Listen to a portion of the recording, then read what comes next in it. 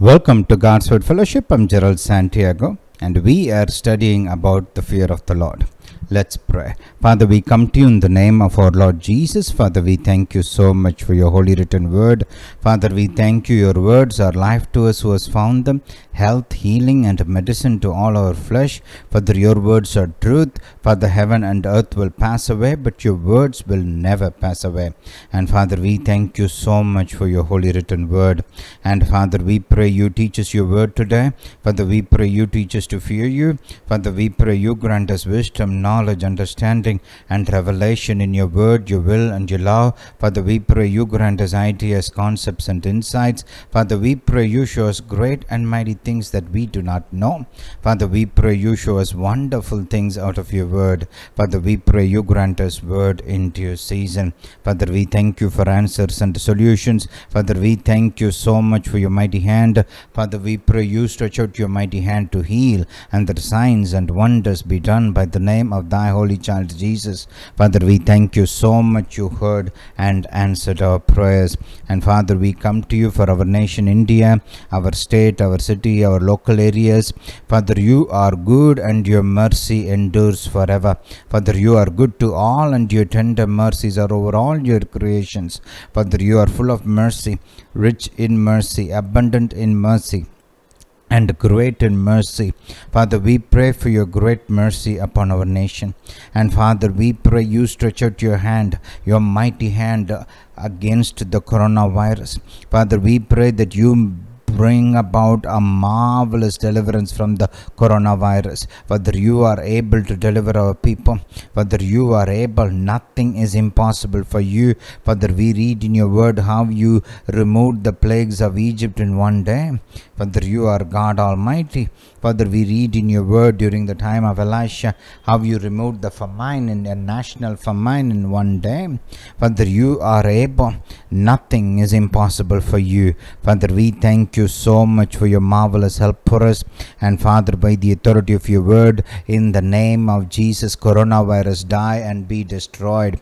In the name of Jesus, we bind the works of the devil behind the coronavirus. In the name of Jesus, let every scheme, every plan, every device, every weapon of the devil behind the coronavirus be broken and destroyed. In the name of Jesus, let life blossom. In the name of Jesus, let life grow and multiply. In the name of Jesus, let life prevail. In the name of Jesus, we speak peace over our nation. Father, let your mighty peace cover our nation. Let there be no chaos, no uncertainty, Father. Let there be peace. Hallelujah to Jesus. A peace that passeth understanding. And Father, we thank you for your peace. And Father, we pray for your great mercy upon the first responders and their families. Father, we pray that you protect them and keep them as the apple of your eye. Father, we pray that you grant them good health and strength and protect them from the coronavirus. Father, we thank you so much for your marvelous protection and health and strength for the first responders. Father, we thank you so much you heard and answered our prayers. Father, in the name of our Lord Jesus, we pray. Amen. Hallelujah. We are beginning a new series today called The Fear of the Lord. Let's go to our text, Psalm 34, and let's read from verse 7. The angel of the Lord encampeth round about them that fear him, and delivers them. This is a beautiful, beautiful scripture, and we are to be holding fast to this. I even made the Holy Ghost had quickened this passage to me some time back, and I even made a small card and sent it to the people who are in touch with our ministry. This is a great passage to hold on to during this time. The angel of the Lord encampeth round about them that fear him, and delivers them. O taste and see that the Lord is good. Blessed is the man that trusteth in him.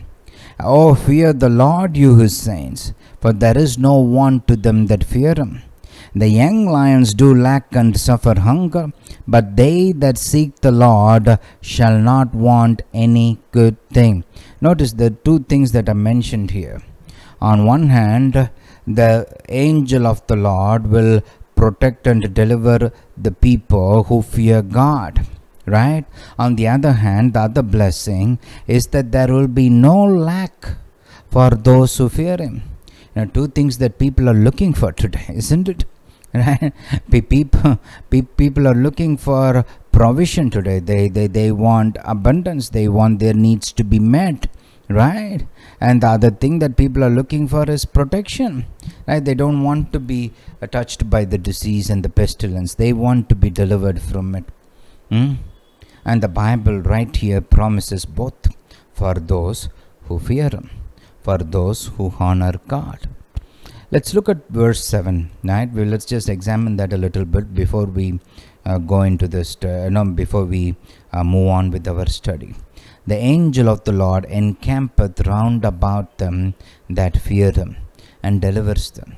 Angels are involved in protecting you, right? Notice Isaiah. I'm sorry, did I say Isaiah? It is Psalm 91. Very familiar passage to all of us, but let's look at this in this context. Psalm 91. Notice this. Because, verse 9, because thou hast made the Lord, which is my refuge, even the Most High, your habitation. Right? Who makes the Lord my refuge? Right? I have to do it. Not God. God won't do it. Right? See, God is always willing to protect us, willing to deliver us, but He wants us to do the choosing. So how do you make the Lord your refuge? How do you make the Most High your habitation? You look at verse 2. Psalm 91 verse 2.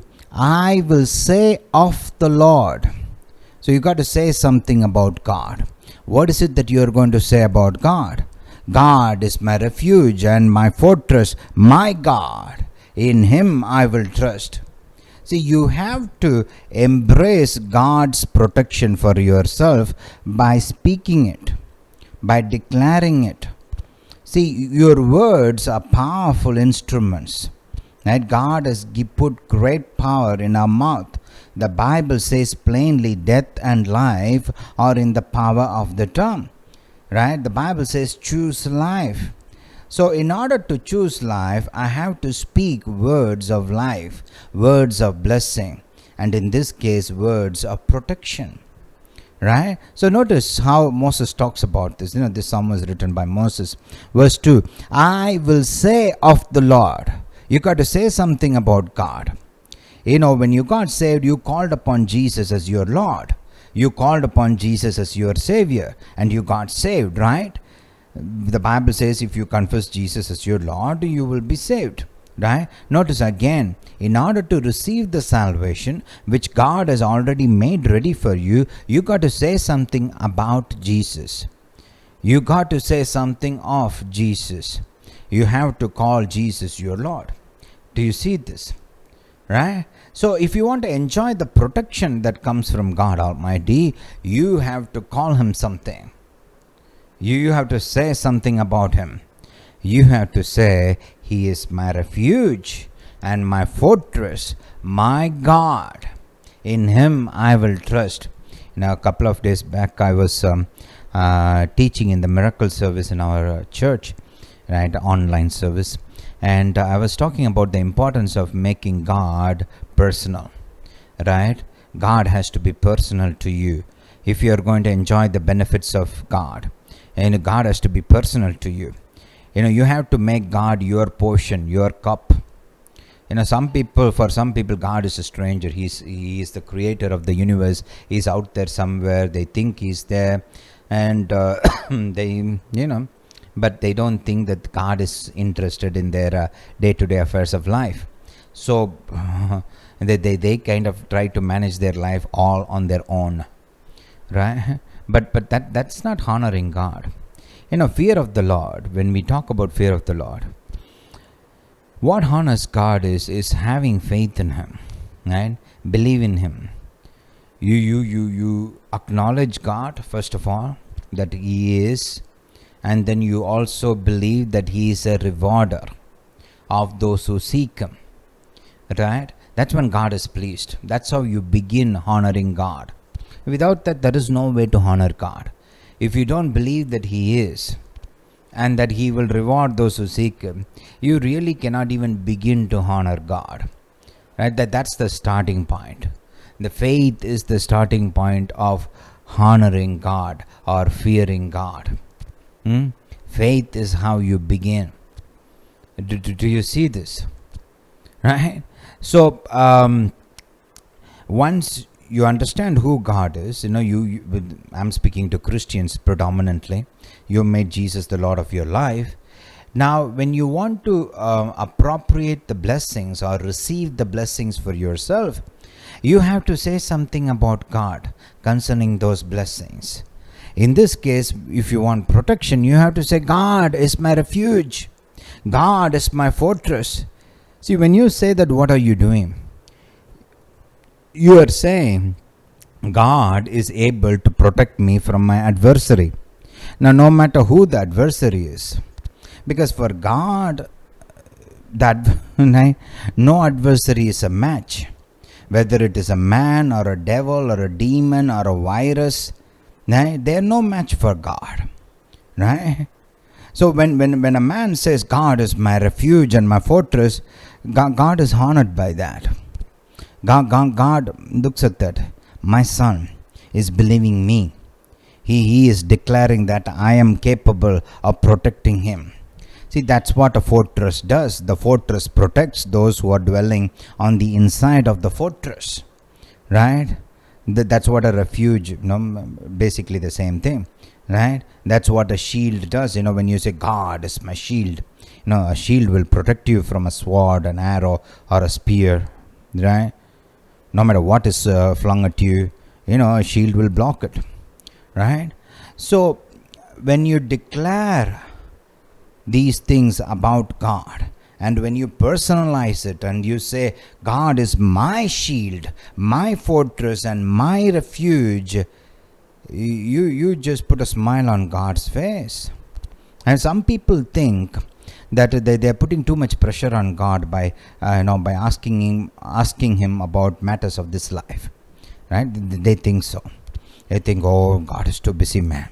I really cannot talk to him about this. Come on, right? About day-to-day affairs of life. No. God must be too busy. Especially, I don't think he has time to listen to me.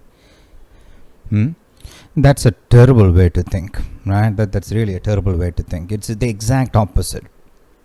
When you embrace who God is and what God will do for you, you actually put a smile on God's face. You just pleased him because you put your faith in him. You understand that? Right? So don't hesitate. Don't think, God is too busy or God doesn't care. God doesn't have time for me. No. When you say God is my refuge and God is my fortress, God will help me. Right? You know what the Bible says he will do? Look at verse 3.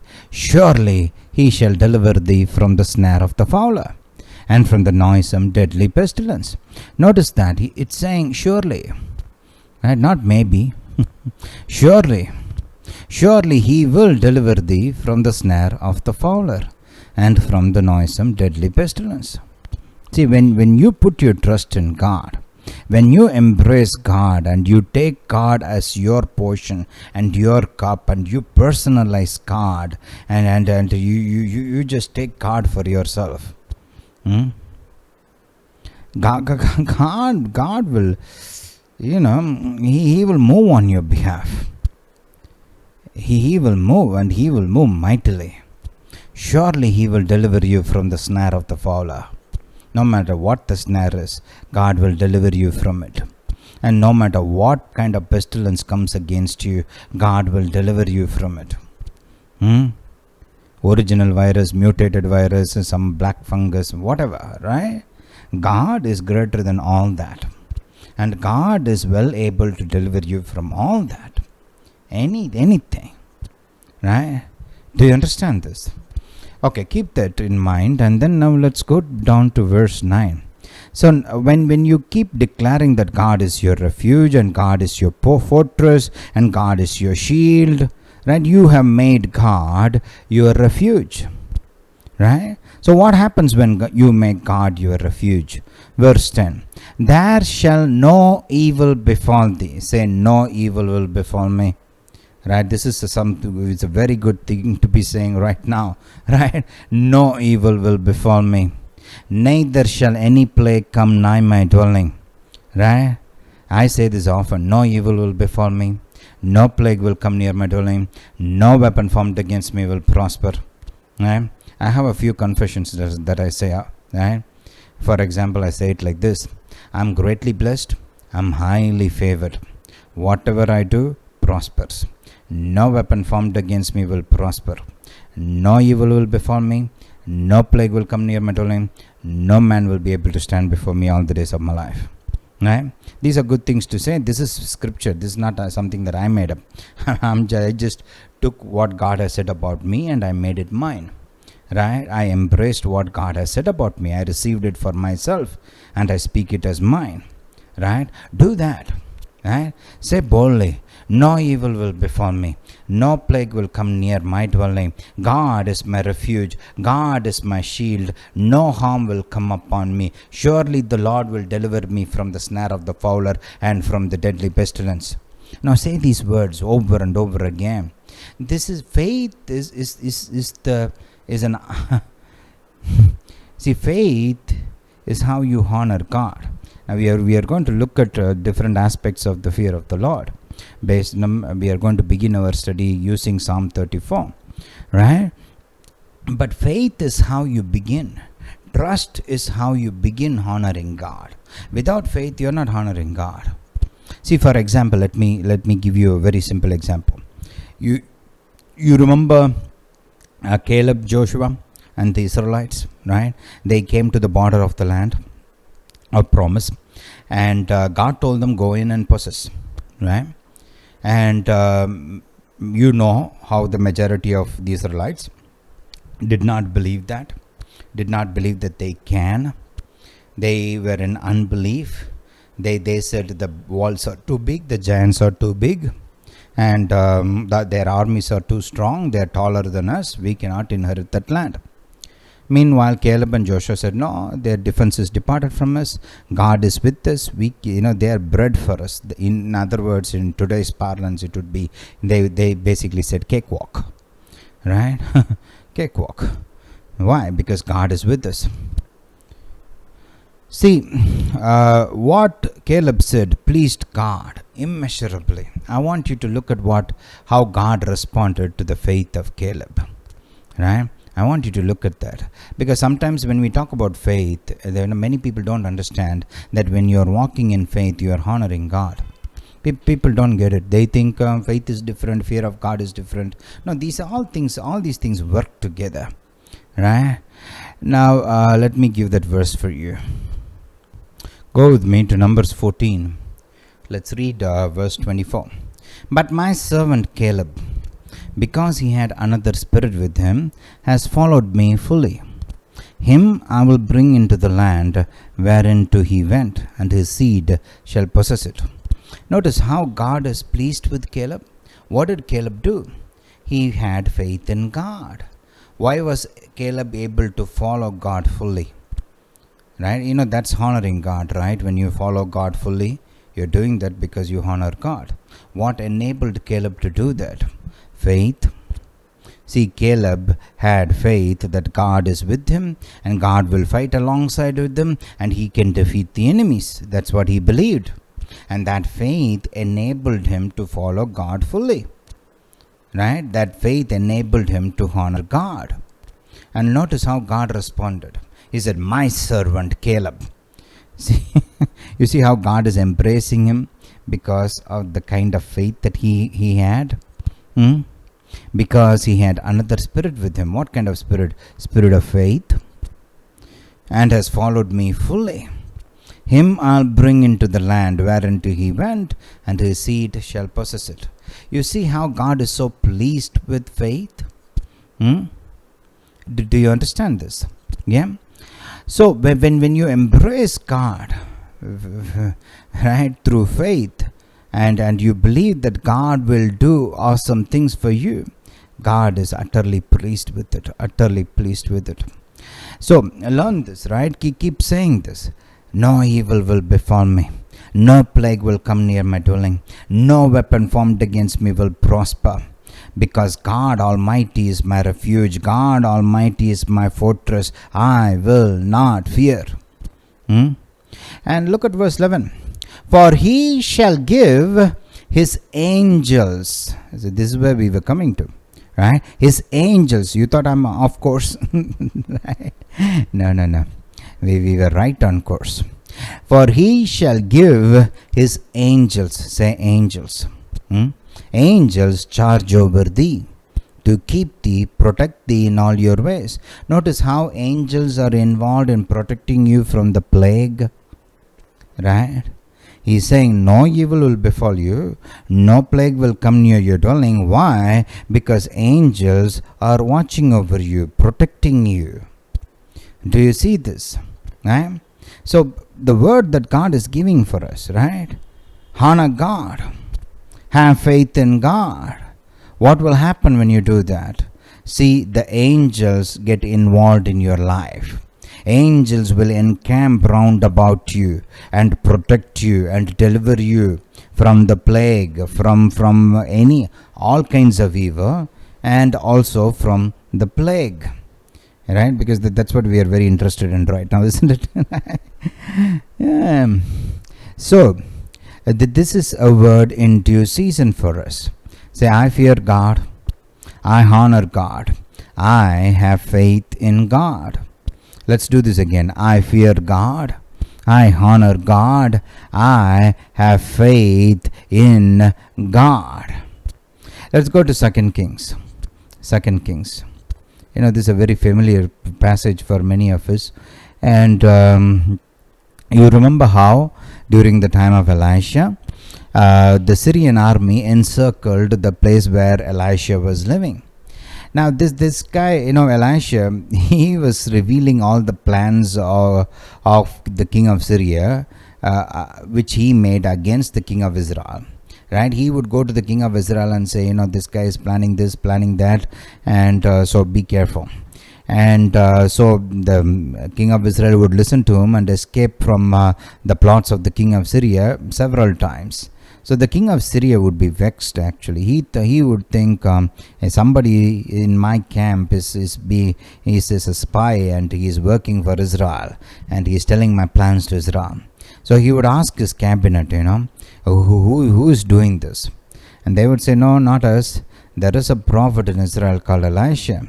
And he is telling the king of Israel what you speak even in your bedchamber.